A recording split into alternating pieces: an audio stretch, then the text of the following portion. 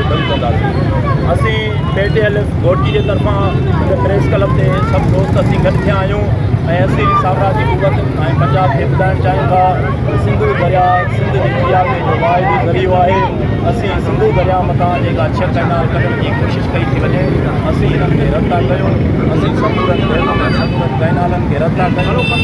सिंध में अॻ में ई पाणी जी शदीद किल्लत आहे। सिंध बंजर बणिजी चुकी आहे।